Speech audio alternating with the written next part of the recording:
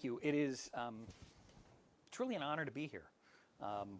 This is just a fabulous series, and to be included with some of the past great presenters who truly have been great is really a lot to live up to.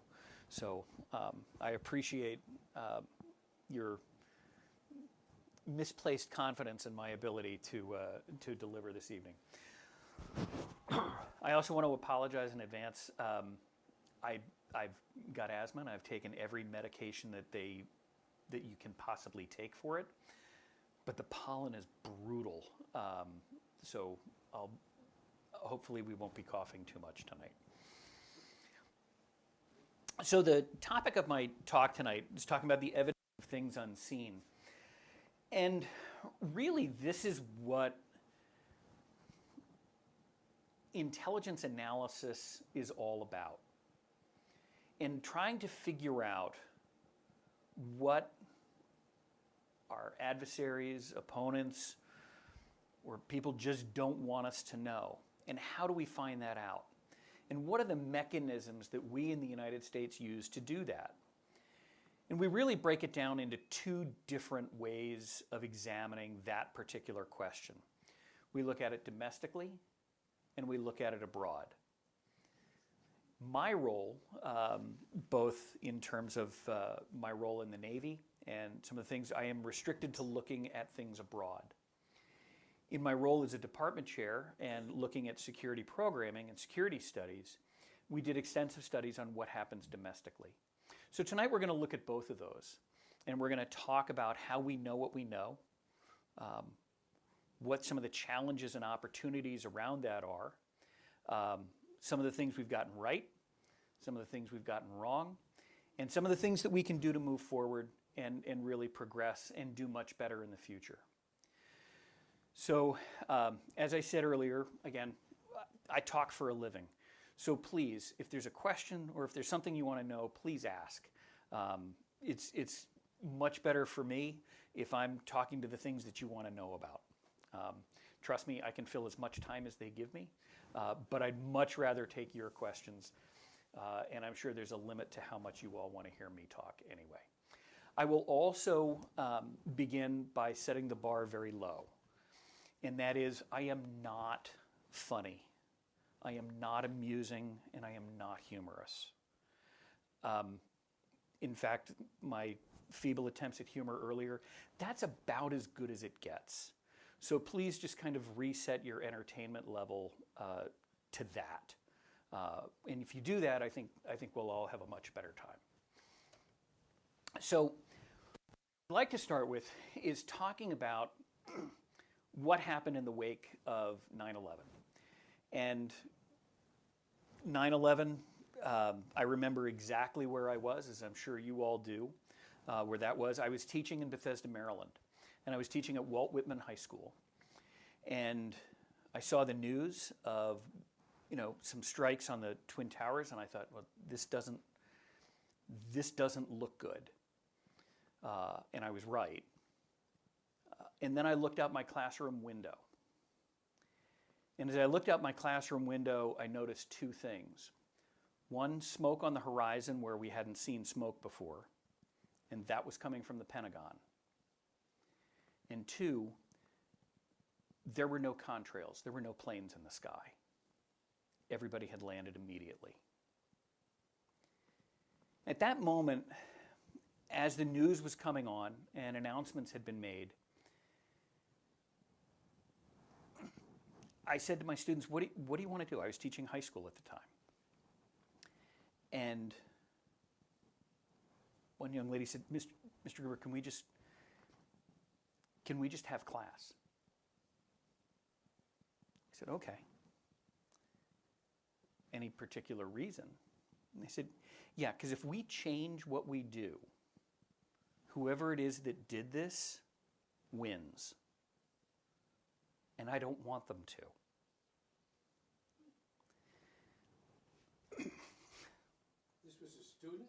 This was a student? This was a student. This was a 17-year-old. I still get choked up by it, obviously. And I said, okay. And I had another student who raised her hand, and she said, Mr. Gruber, can I use your phone? And I said, absolutely. And I realized, and I remembered at that point, her father worked at the Pentagon. So I said, look, if anybody needs to use the phone's right here. We're going to go on, just use it. And quietly, through that period and the rest of the periods of the day, I'd say about a third of the kids in the class went over, picked up the phone, were on for less than a minute, hung up the phone, and sat back down. That one day of September 11th had a profound impact on me and pushed me towards national security. And the way that those students reacted had a profound impact as well. What I was struck by was their desire to continue on as we have, so that there was a sense of stability and an ability to continue on. At the same time, everyone recognized that in some ways things needed to change. And things needed to change so that something like that would never happen again. So using that as kind of the baseline, that is how the Department of Homeland Security began. President Bush, the younger, brought in Tom Ridge, former governor of Pennsylvania, to establish an Office of Homeland Security, which then later became the Department of Homeland Security. So the question then came about, who do we need to bring together to really defend the homeland and really look at how do we focus ourselves and how do we approach national security from a homeland defense perspective? And what they did was they identified 22 different agencies and departments that they needed to pull from across government to pull together into this new Department of Homeland Security, with the nexus being defending our homeland. So on this slide, you can see the 22 different agencies that they've pulled together. Some of them, and where they came from, and some of them you'll recognize as fairly obvious. Customs Service, Immigration and Naturalization, but there are some other ones which might not be well recognized or as well recognized.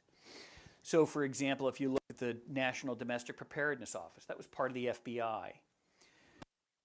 I spent my summers on Long Island, so the Plum Island Animal Disease Center is a favorite of ours. There's a couple of great books on that, a fiction book by Nelson DeMille that talks about some things on animal diseases that didn't happen there, and then there's some other things that he didn't talk about that do.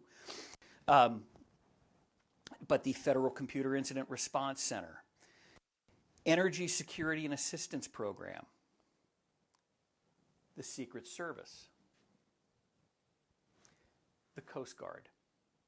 Prior to the establishment of Department of Homeland Security, the Coast Guard had been in commerce and transportation. So the whole idea behind all of this is to take emergency response and domestic intelligence and locate it in one spot, so that we had kind of one go-to place to look at and say, here's what we need to do, and here's where our intelligence for threats against the homeland, both physical and cyber, as well as our response and mitigation efforts can all go through. So it's a good way to look at how all of that works. Having gone through the pandemic, the Strategic National Stockpile and National Disaster Medical System, all part of DHS. How well that worked or didn't, I'll leave to experts far more well-versed in that than I. But as you look at this list, does anything seem out of place? Or does anything seem to be missing? I don't know about that, but I'm wondering if Homeland Security became the #1 authority that these people had to face as they were brought together in that department? So actually, part of the challenge of the Department of Homeland Security is that when you bring 22 agencies from 8 different cabinet departments and cabinet agencies with 22 different cultures, 8 different pay and benefit systems. This is from 2002. They still haven't sorted out the pay and benefit systems as how the Coast Guard operates with everybody else. So there's a world of challenges and opportunities associated with that. Sir, you were going to say something that was missing. NAS, DOD. So it's interesting that you mentioned DOD, because DOD is legally prohibited from operating within the confines of the boundaries of the United States, unless you're in the National Guard, because of the Posse Comitatus Act. The last thing I would add is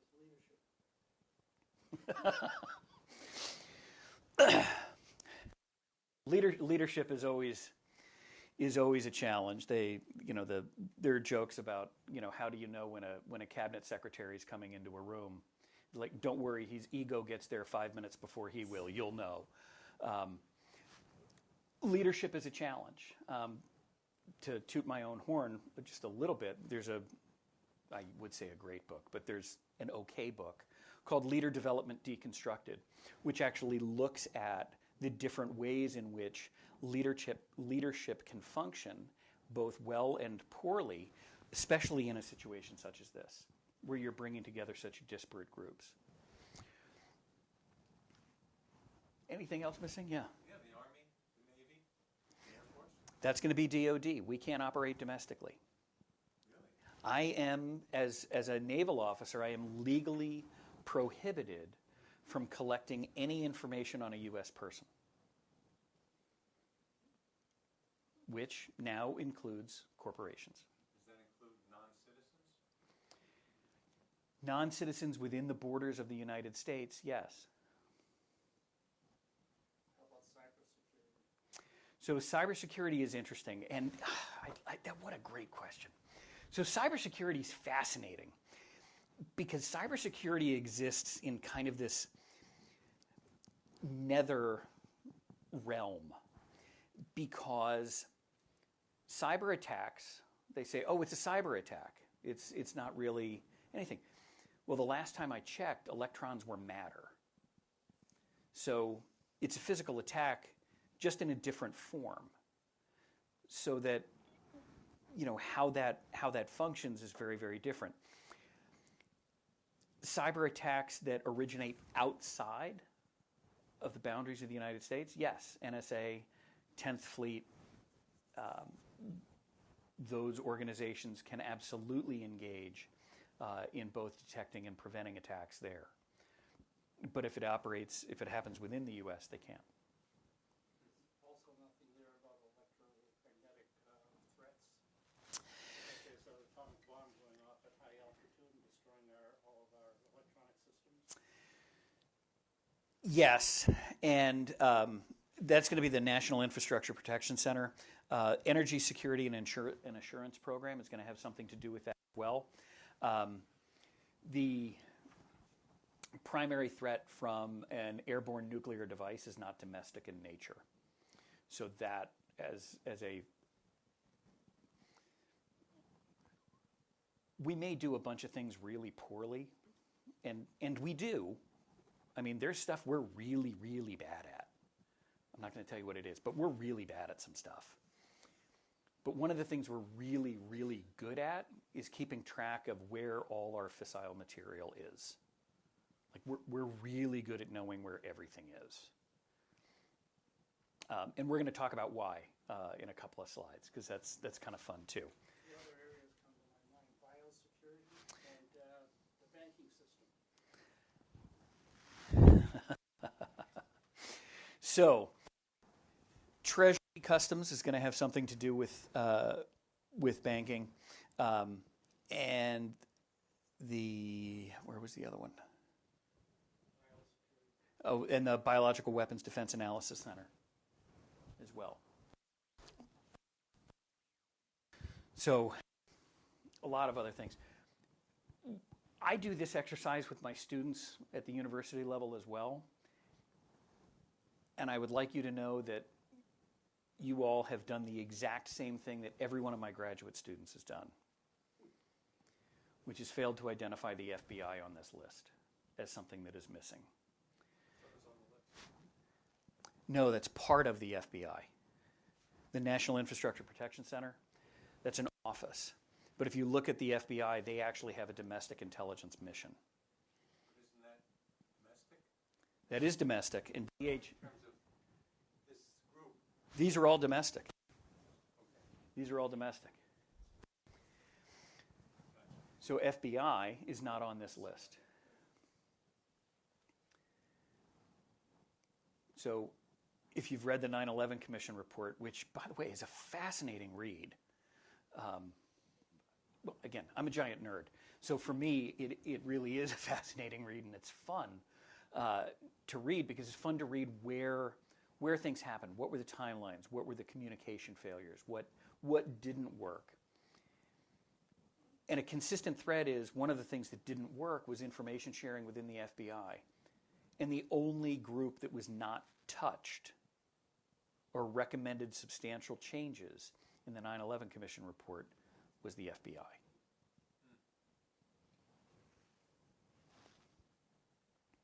So we look at things domestically. When we look at intelligence, and we look at intelligence writ large, and then we look at the intelligence community as to how we gather intelligence, we really break it down into three different groups. One are the independent agencies. What are the agencies responsible for intelligence? The first, the Office of Director of National Intelligence, currently Avril Haines, and ODNI handles national intelligence. And the CIA also handles national intelligence.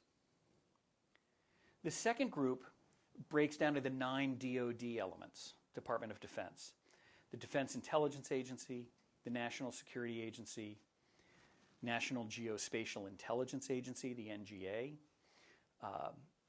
the NRO, the National Reconnaissance Office. I call this the agency that everybody forgets. And talk about why that's both good and bad.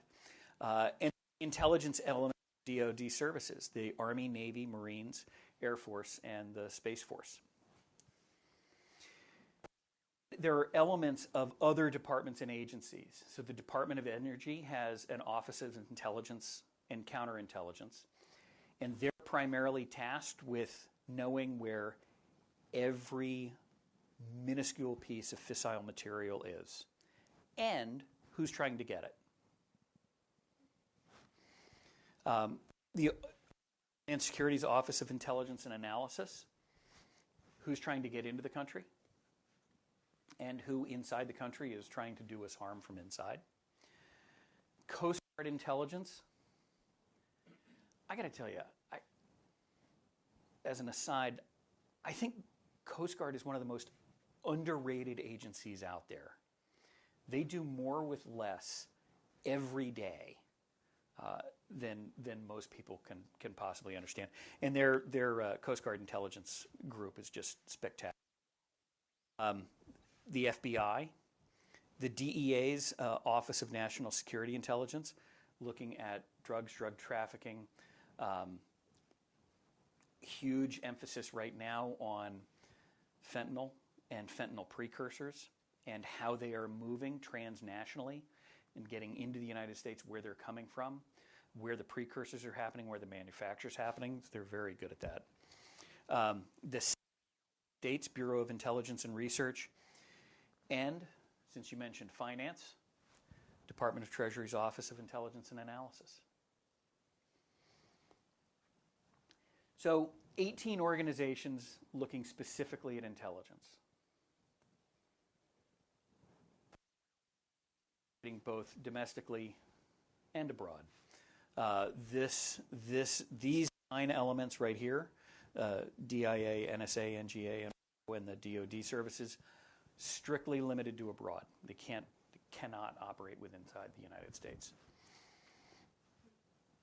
NRO is a fascinating agency. Again, my inner nerd escapes when I talk about these things. NRO is fascinating because these are the folks that design, launch, and operate the satellites. This is your reconnaissance group.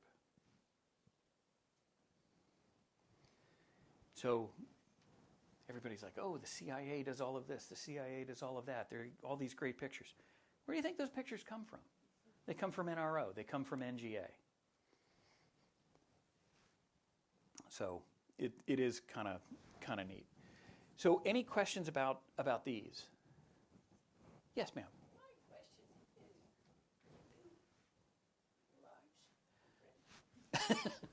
is, I can't in this. you could share the slides later. Absolutely, absolutely. Or just walk across the street and I'll give them to you.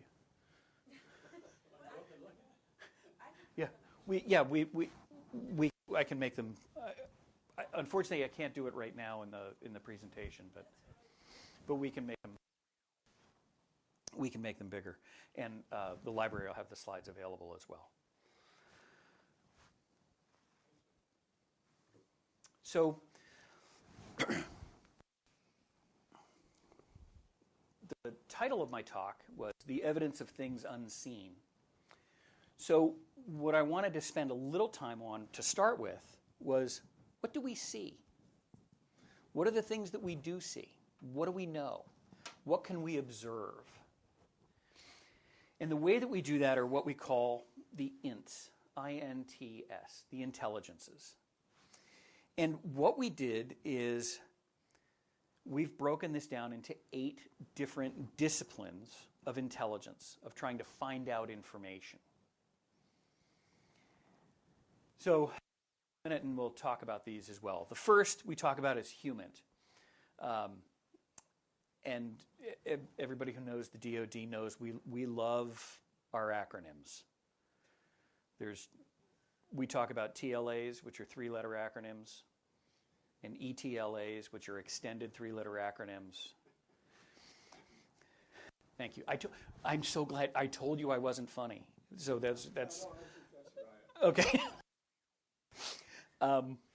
So the first is human, and this is information that's derived from or collected from human sources. So this is, let's go get people to give us and tell us things. So every great spy movie you've ever seen is that. I will never be in a great spy movie. I'm far too... That includes our own team as well as shakeout of other people, like foreign Yes. intelligence people.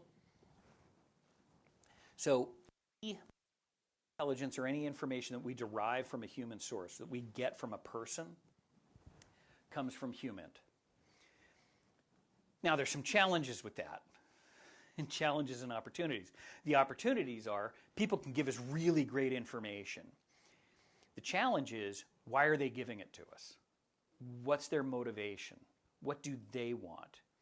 So some people are motivated by patriotism. They feel that their country is headed in the wrong direction, so they want to give us information to help steer the ship and get things on the right direction. Some people are motivated by money. We'll pay them. We'll gladly pay them for information. And some people want to be important. So, we need to look at their motivations and look at their access and why they're providing the information they are, and what value is it. So, human is kind of cool, but that's all of the spy movie stuff. They're very rarely going to make movies out of the remaining 7. Because GeoInt, or geospatial intelligence, is the information that we derive from imagery. So we can look at pictures, and we can get a lot of information about that. So as an example, let's say that the hours for the library weren't posted outside, and you wanted to figure out when the library was open. How could you do that using GeoInt?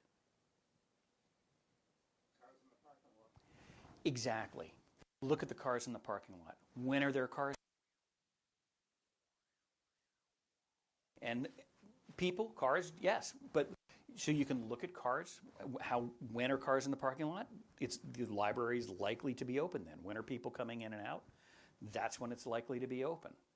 So by analyzing that information, you can describe, assess, look at the features, figure out when things are happening, figure out patterns of life simply by watching when people are coming and going, when people are parked in front of the library. It's a neat use of GeoInt. What we call measurement and signature intelligence. This is the analysis of physical attributes, and the technical definition is really kind of interesting. It's needlessly complex and obscure. However, think of it this way. When you read in the newspaper that there was a 6.7 magnitude earthquake in Japan, how did we know? We have sensors in the ground, and that can tell you the strength, and if you've got two or more sensors, the direction and the directionality of where that earthquake came from. So measurement and signature can tell us about the physical aspects and characteristics of where and when and the magnitude of things that take place are. And we can do that without, we can do it without pictures, we can do it without people. It's really kind of interesting. It's kind of fascinating. Actually, in the engineering building at Northeastern University, they actually have a screen which has a sensor right on campus which measures geologic activity in the area. And it's fascinating. And usually it's got a fairly sizable rumble to it as it goes on. During COVID, when the trains weren't running and the trolleys weren't running and the cars weren't going, it was almost a flat line. It was just fascinating. And then we have OSINT. And this is open source intelligence. The New York Times, the Wall Street Journal. Things that you can find, open source information that anybody can obtain by request, purchase, observation, read the newspaper. That's your open source. It's everywhere. Then we talk about SIGINT, which is signals intelligence. And this is where we look at foreign communication systems. So, if you think about how some countries do their telephones and things like that, like a CB radio. If you remember, my grandmother had a CB radio. It was great. I think her handle was Grand Nan. I think that's what we as her grandchildren did. But on the radio, you broadcast, hey, what's happening? And there's a policeman on I-83. That's signals intelligence, intercepting those signals. And then TechInt. It's derived from the exploitation of foreign material and scientific information. Can you think of an example of recent TechInt that we might be interested in? The balloons. How do we know where it came from? How do we know what it was doing? How do we know what it was looking at? When we figure out all of that, if we figure out that will be TechInt, because we're going to look at that foreign material and try and figure out what it was looking at and how it was relaying information to wherever it was if it was.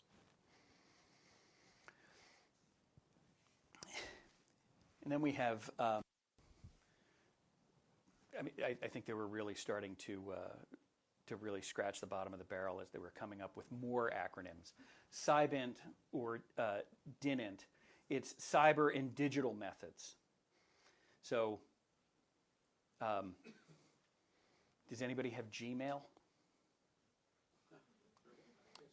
So if you've got Gmail, everybody at Google can engage in Cybint as they look at your email. Did you ever wonder if you're emailing somebody and like, oh, I think I might need a new refrigerator, and then a day or two later there's a refrigerator advertisement miraculously appears on your thing? Yeah, how did that happen? That's how it happened. And then financial intelligence. And that's information that we derive from examining financial information. This is perhaps the least sexy of all of the intelligences. But I think it's one of the coolest. Because if you want to know how the world works and you want to know how it's going, follow the money. Where does it start? Where does it stop? Where does it end? And the financial intelligence, we look at the flows, we look at the implications. That's a big deal. Now, one of the challenges is keeping track of it, because there are networks of financials that we can't track very well. I'm not sure if you've heard of Huala networks. But Huala networks are networks which are set up where people would say, you know, you would come to me and say, hey, I need to get $5,000 to my friend in Dubai. But I don't want to use Western Union. So you give me $5,000. I call up my friend in Dubai. Say, hey, can you give $5,000 to this guy? Sure, no problem. So he gives the $5,000. Knowing that at some point money's going to flow back through the network to keep it going. But since there's no financial trail, since there's no financial transaction, it's not running through SWIFT, it's not running through the banking system, it's very tough to track where the money's going. So tracking Huala networks can be very difficult. Financial intelligence is key. There's Yeah. one question Yes. from the chat, and it probably should have asked it Okay. minutes ago, but what alternatives, if any, were considered to the creation of Homeland Security prior to its creation? Was Richard Clark opposed to the creation of Homeland Security? I don't know if Richard Clark was opposed to the creation of Homeland Security at the time. The creation of the office and then the department at the time was seen as the best, least worst option. So we got to do something. And this is the best of, it's the least worst best option. So this is how we see. This is how we find out what we know. What about trade? So trade will fall under FINIT. That'll fall under financial. I heard of one interesting one recently, coffee pots. Coffee pots, that's new to me. The Russians have been buying them and taking them apart because they want the chips. That tells you that they don't have enough chips in Russia. That's a good one. I hadn't heard that. I'm wondering if coffee pot chips are good for cruise missiles. I don't know. The Ukrainians apparently have been shooting a lot of them down. So, so these are all the ways that we get information. And really, when we talk about the instant, we talk about gathering things. We talk about gathering information. So we can have all the information in the world, and it's just sitting there. But how do we make sense of it? And how do we convert that into something that we can use? And that's where we talk about the relationship of data, information, and intelligence. We collect information from the operational environment, whether that's a person, a satellite, a banking transaction, an earthquake sensor, whatever that may be, the newspaper. That operational environment collection gives us data. We process it, we exploit it, try to understand the context around that information, which then allows us to analyze it and understand exactly what it means in the context. And that provides us intelligence. So that transition from everything we could possibly know to intelligence is kind of like that funnel. Process of intelligence is over here as we look at. And we start here. What's our mission? What do we want to know? What do we need to know? That's given by a commander. The president, Joint Chiefs, theater commanders, combatant commanders, regional commanders. What do I need to know? So we collect. We process it. We exploit it. We do analysis. But then the other key components of intelligence are here, which are dissemination and integration. So it's not, you could have the best intelligence in the world, but if you're not giving it to the people that need it, what's the point? So we need to disseminate it. We need to integrate it. We need to pull it together with the other pieces of intelligence that we have so that we can create the whole picture. The analogy that I like to use with the analysts that I train is each piece of intelligence is a part of a jigsaw puzzle. So the more pieces and places that we can put that jigsaw puzzle together, the better idea of the whole picture that we have. And sometimes we can have 70% of the jigsaw puzzle done, and we know exactly what that is. Yep, I know precisely what that is. And there are other times where you can't figure out the jigsaw puzzle until that last piece is in place, and then it makes sense. So each intelligence problem is different. Each intelligence problem set is going to be different, and it all relates back to the mission. Do you get the puzzle box in the sense that there's somebody out there who has an idea as to what the outcome is going to be of an intelligence investigation, and he suggests to you that he thinks he knows it, or maybe he thinks it's important for his own personal reason that it come out his way? I'm so glad you asked that question, because if you look at the invasion of Iraq, you look at Gulf One, because it's a great example, and unfortunately, the Secretary of State, whose name I am now blanking on, Colin Powell, General Powell, former chairman of the Joint Chiefs of Staff, Secretary of State, was given intelligence that demonstrated that the point that the U.S. was trying to make in front of the Security Council. We know going back that Powell looked at this and said, this is ridiculous. There is no way that there is a mobile bioweapons factory in the back of a half-track that they're dragging through the dusty streets of Iraq so that they can manufacture sarin gas. This is ludicrous. But he was a good soldier, and he did exactly what he was told.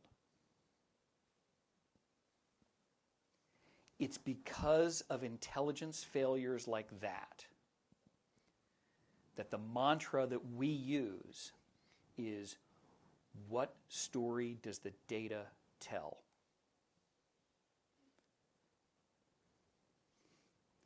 And the part of the role of the intelligence community and the role of an analyst is to tell the story of the data.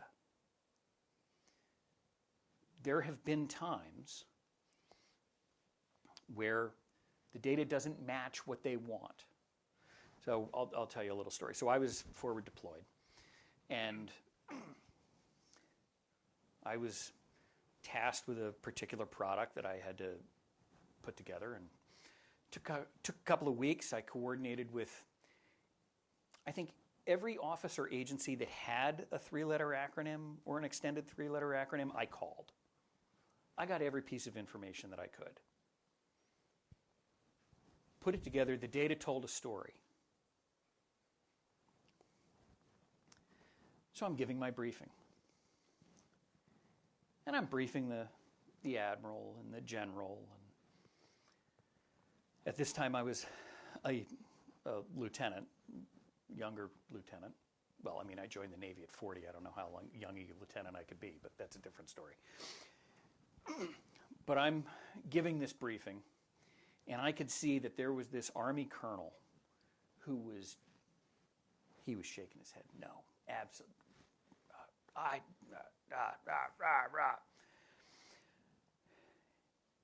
And finally, he said, and I basically said, what you're really preparing for isn't going to happen. The data says that that's not going to happen. It's actually going to be something else. Director of operations gets up. How do you know? I mean, literally jumped up across the table. How do you know? Well, fortunately, I kind of knew this was going to happen, so I clicked on one of my backup slides, and it was this beautiful chart with this great analysis. And it showed all the analysis of, it was a beautiful chart. It was called an analysis of competing hypotheses. It's a structured analytic technique. There were 37 different hypotheses across the top. There were 147 different pieces of evidence that we had generated, and the matrix of how each piece of evidence related to each particular hypothesis, so that we knew what was the most likely and what was the least likely, and everything across. And I hit that slide, and I was about to talk him through, and the admiral just hit me and goes, Jody, that's how he knows. So, structured analytic techniques. Let the data tell the story. And by the way, when I teach analysis of competing hypotheses, I always put in zombie apocalypse as one of the hypotheses. Seems silly, and my students laugh too when I tell them that. But I tell them that because if we do our analysis and zombie apocalypse comes up as a reasonable or favored hypothesis of outcome, our evidence is wrong or our application is wrong, and we need to go back and do it again. So it was kind of fun. The admiral did come up and he goes, I saw a zombie apocalypse. He says, usually I would have expected that at the end, but I saw you put it in around 17, 18 in the middle. So the idea is we have to be objective. We have to let the data tell the story it tells. Because otherwise, you shouldn't have intelligence analysis. You should just have people that say, we're going to do X. So dissemination and integration, and from there we go to planning and direction. Because that's going to set up our plan for our next mission, which is going to set up our collection process. And through the process of all of this, we have evaluation and feedback. Every step of the intelligence process, we evaluate, we get feedback, solicit input from experts. So that's how we get from information to intelligence. So how do we know what we don't see? Because so far we've talked about the information that we collect, all those different ints that we have, and all the different ways that we integrate them and put them together, and we can use structured analytic techniques. But how do we know what we don't see and the evidence of things unseen? The primary way I talk about this is gravity. We can't see it, but we know it's here. I had one student say, there is no gravity, the earth just sucks. It was like, even though, granted that, we can't see it. We know it's there. It impacts what we do every day. And when we talk about national security, when we talk about homeland defense, these are the things that impact us every day. So how do we do it in intelligence? We talk about relationships. How do pieces of information and pieces of intelligence relate to each other? One of the things that we really have to engage in is a really thoughtful approach as to where information comes from, because we want to avoid things like circular reporting. This is always one of my favorites. I was working with an analyst a few weeks ago who found something, and he says, "Sir, I found this. This is really important." This, and I said, "Yeah, that does look important. Where'd it come from?" "Well, I found it in this other report." "Great. Where did they get it?" "That's a really good question. Tell me where they got it from and come back to me." No kidding. The report they cited was the original report here. So there were two reports that were citing each other in terms of supplying evidence back and forth. So circular reporting. So we need to be careful about that. And that's that whole part that we were talking about here with evaluation and feedback. Let's evaluate that information. Let's look at where it's coming from. Let's talk about the feedback and what it can make. So talk about the relationships of information. And we need to talk about the actions, so that when we see something and we see something happen, we can infer the causality or the subsequent effects of what took place. So if we talk about things, we can look at what happened. So let's go back to 9/11. Planes crashed into the Twin Towers and the Pentagon and the field in Pennsylvania. What were the causal events for that? Plane takeover. They took over the plane. Why did they take over the plane? Directed. They were directed to. Why were they directed to? They wanted to make a statement. They absolutely wanted to make a statement. So why did they want to make the statement that way? They had already tried to set off a bomb in the basement twice. It didn't work. It's a little more dramatic. Substantially more dramatic. But why are they trying to blow up the Twin Towers? They were. Then what were they trying to do? Make a statement. Couldn't they just have a press conference? They could. You call me? Are we looking at their goal of getting U.S. out of Saudi Arabia? So the question then becomes was that their actual goal to get the U.S. out of Saudi Arabia? Or did they have One guy's goal, right? I mean, wasn't, I forget his name. bin Laden? I forget, yeah. So, He said so. well, he said a lot of things. He may or may not have been certifiable. Certainly had, at the very least, borderline personality disorder and a couple of other things. But what statement were they trying to make, or what were they trying to accomplish? They were trying to diminish the U.S. role in world affairs. They were trying to diminish the U.S. footprint in, abroad. Part of the problem there is part of the problem that many geopolitical analysts have as they look towards international solutions, which is a cultural-centric view of what's going on. So when the U.S. government puts a long-term plan in effect, what is a long-term plan for the U.S. government? 2 years. Exactly. In Soviet Russia, what was a long-term plan? It was a 5-year plan. What's a long-term plan for the Chinese? That's a little short.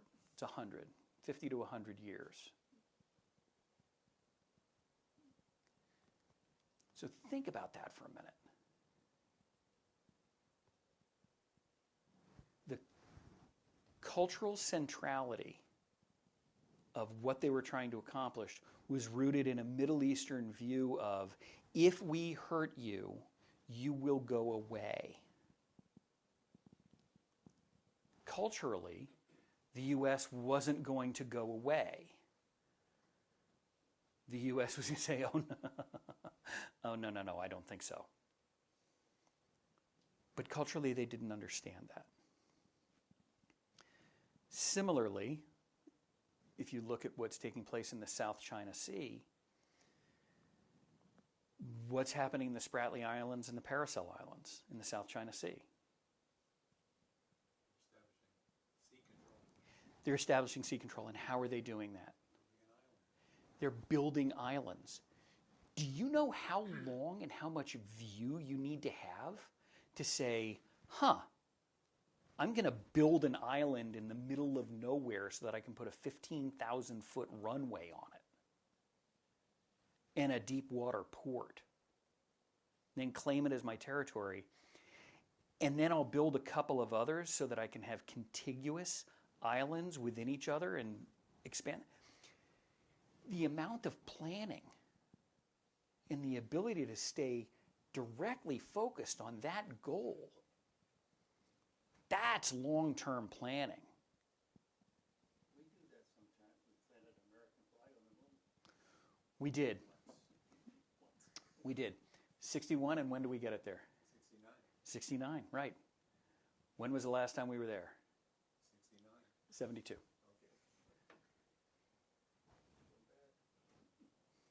So, yes, can we do long-term planning? Yeah, we can do long-term projects.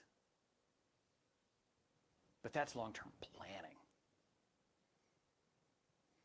So in intelligence, we look at those causalities. We look at the subsequent events. We look at how those things are going to relate and how they're going to tie in. And what are the implications of those? So the third part of the title is what were the implications of both home and abroad? And the implications are this. The U.S. intelligence community needs to be right 100% of the time. We need to get it right every time, because if we don't, people die. So we got to get it right all the time. The adversary only needs to be right once. They can take 100 different attacks. They only need to get through once. If we defend appropriately 99 times, they don't hear about the 99 times we got it right. They hear about the one time we got it wrong. So the implications are we need to be right 100% of the time.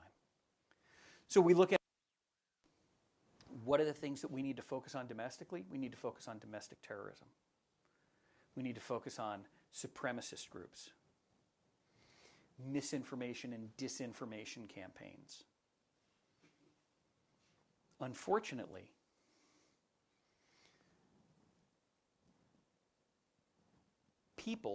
a person is smart. People are not. People collectively. The more often, the way that our brains work and the way that our memory works, the more often we hear something, the more we believe it, whether or not it's true.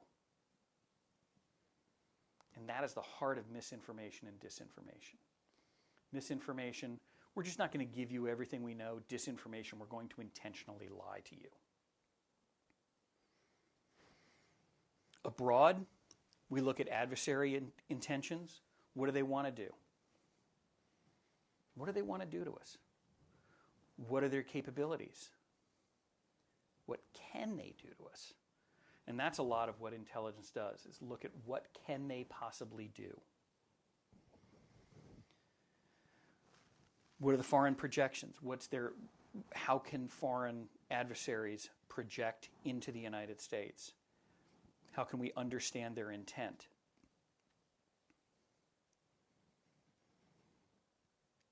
Is the intent to strike the U.S., or is it enough to strike a U.S. military base overseas? Is it enough to strike an embassy? Is it enough to strike a U.S. warship in a port? So the implications for getting intelligence right are massive, both domestically and abroad. The other thing we talk about are the challenges and opportunities, both met and missed, in domestic and international security. I like to frame a lot of what I do as challenges and opportunities, and it relates back to when I was a high school teacher and I was learning how to be a principal, and I was with my principal mentor. We were walking around the school, his school, and I said, well, that looks like a problem. He goes, nope, there are no problems. There's never a problem. It's a challenge, and there's an opportunity to fix that challenge. The opportunity for growth. He said, sometimes the opportunity is mine to learn how to lead better and to learn how to help people grow and develop. And sometimes the opportunity is for them to do that. So if we look at the challenges of opportunities in domestic and international security, one of our challenges is information sharing. Although we've gotten better at it, there's a big challenge. There's a joke in the intelligence community about information sharing with the FBI. And the FBI says, when you're doing an information sharing with the FBI, they say, okay, tell us everything you know. Thanks so much. And then they walk away. I can understand that, because for the FBI, everything is a potential prosecution. But that may have been the opportunity missed with the FBI to separate that prosecution aspect of the FBI from the intelligence gathering aspect of the FBI. Information sharing remains a challenge. There's a zero defect mentality and reality. We can't get it wrong. So as an analyst looking at information, you want to make sure that the story you're telling, the story the data tells, is the right story. So there's a serious temptation to keep gathering information until we're 100% certain. We call that paralysis by analysis, because we're going to keep analyzing information and nothing ever happens. Which is why when intelligence products come out, they say, here's what we think, and here's our confidence level in that assessment. High confidence, medium confidence, low confidence. And here's what it means. High means this, medium means this, low means this. Some people say, well, why would you ever send out a low confidence assessment? Because the information and the ideas are so important, they have to get out there. So use this information, and maybe with that information and other information someplace else, we can come up with a better assessment. There are restricted domestic actions. The FBI and the DHS can only operate inside the United States. So if you have a DOD entity that's following something, okay, here it is, da-da-da-da-da, boom, get to the border of the U.S., they stop.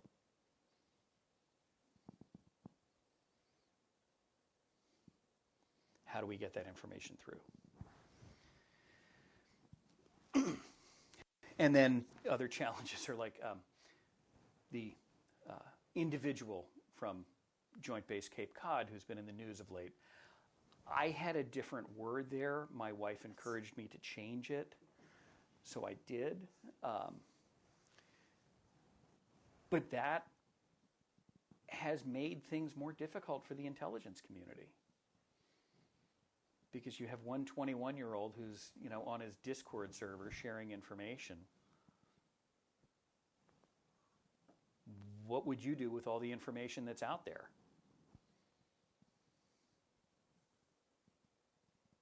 Stop sending it. I have a funny one on that. Admiral Rickover. There's a lot of good ones with him. He wanted all copies of any information on nuclear power plants to be removed. It was already in the book Encyclopedia Britannica.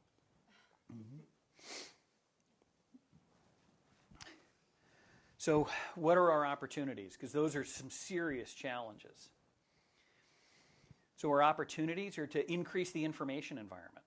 Make the information environment, an active place to be where sharing is encouraged. Russia has made sharing information cool again. I will say, they've been really, thanks to them, everybody's sharing. They're the motivation for sharing, or they're sharing themselves? Oh no, they're not sharing. But because of their invasion of Ukraine, everybody else is sharing. NATO has never been more unified in the history of NATO than it is today. Our allies are actually allies again. The United States has reemerged and returned as a trusted partner on the international stage. How did that happen? So, yes. And what I will say is the approach that the president and the intelligence community took in the run-up to the invasion of Ukraine was brilliant. They're going to invade. They're going to invade. We know they're going to invade. Here's how they're going to invade. They're going to come this way. They're going to come that way. We know you're coming. Oh, no. The old Johnny Carson thing. No. Absolutely. There's nothing to see here. Pay no attention to the man behind the screen. They were right. They telegraphed it. They knew. And people came back and said, wow, they really were right. Not only that, they chose to disseminate that information. Actively. And that was a key component of ensuring an information sharing environment, building trust with the allies, and ensuring that the U.S. was a trusted partner on the international stage. Because it's more important that we tackle this one thing together. So, I think we look at that, and I'm looking at my timing. I want to make sure that I do this right. There are challenges that are met and unmet. So when we say we nailed it and we got it right, what are examples where we say, yeah, Intel worked. Information sharing worked. Intelligence analysis saved the day. The invasion of Ukraine, very public. The Intel community got it right. There are 55 other things that I can't talk about, but trust me, we get a lot of stuff right every day. And there's also proof that we can do better. 9/11. Think back to, my opening comments when we started. What was it my student said that first day? If we change what we do, they've won.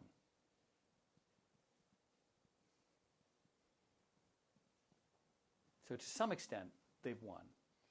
But we've also learned. But proof that we can do better? We haven't had a 9/11 since then, but we've come close. Proof that we can do better. Charlottesville.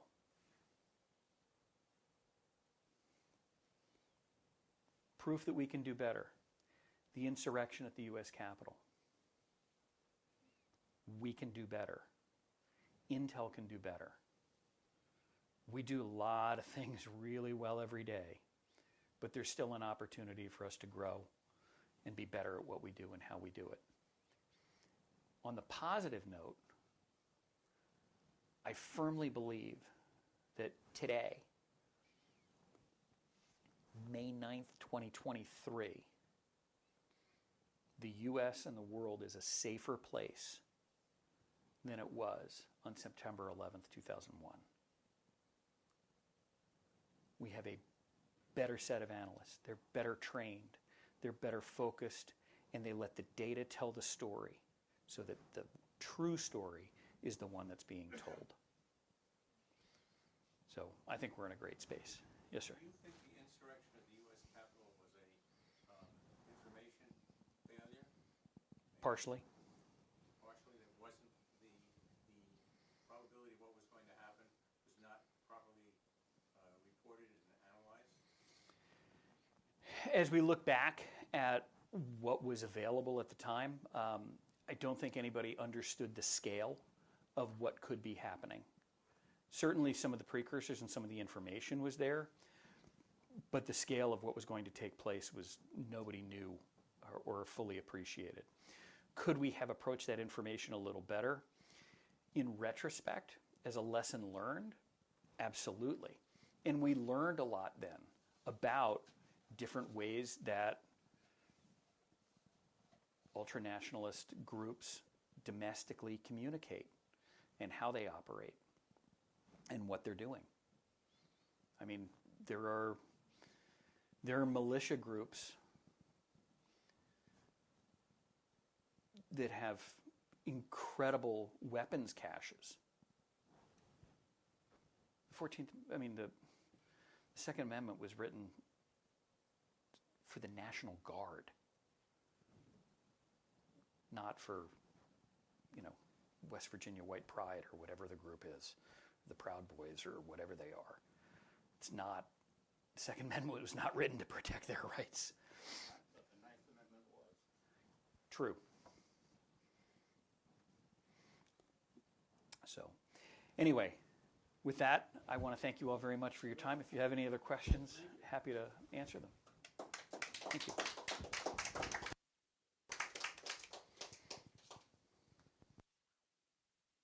One of the common elements in some of the failures has been getting the information disseminated to the right people, and how are they working to improve that?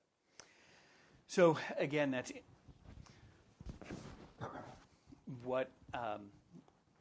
what analysts do is respond to commanders' critical information requests or commanders' CCIR's critical information requirements. So getting that information back is extraordinarily important, and it's a key component. Part of it is bureaucratic in nature, that information and analysis has taken place, but because of the nature of the client, it's going to a 3-star general or a 4-star general or an executive department.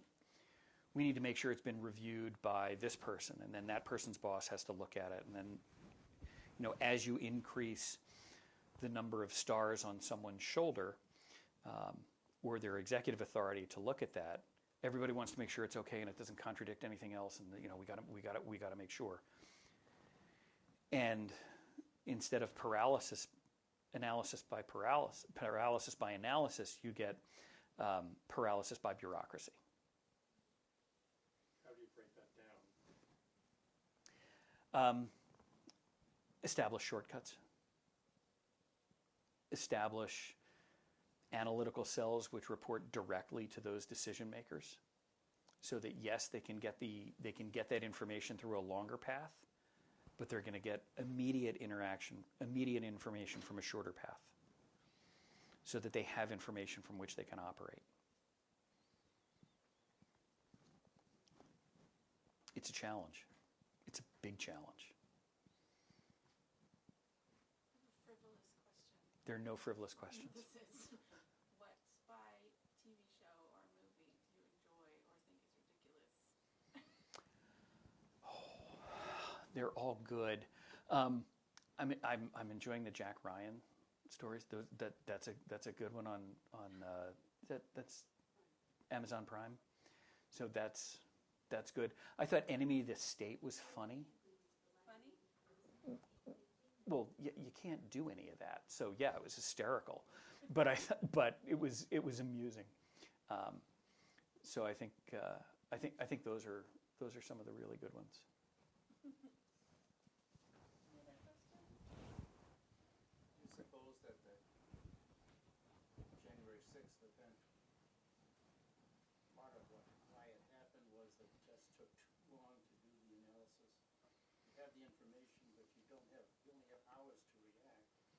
I don't think our government is able, in many cases, to react fast enough in situations like that. Well, I also think I don't think anybody fully appreciated exactly what was going to go down. I think there were a couple of people that knew, but they were fairly well compartmentalized. So I just don't think people understood the full scope and sequence of what was going to take place. But wasn't there a black disturbance? The National Guard was called out within days of that particular January 6th event, instantly to stop the blacks from essentially causing damage. And then this was coming with certainly a storm cloud associated with it. And the background is the National Guard wanted to be called, but nobody would call them. So I thought a lot of that was political rather than informational problem. So, and the primary challenge with intelligence is when intelligence moves from the analysts to the politicians.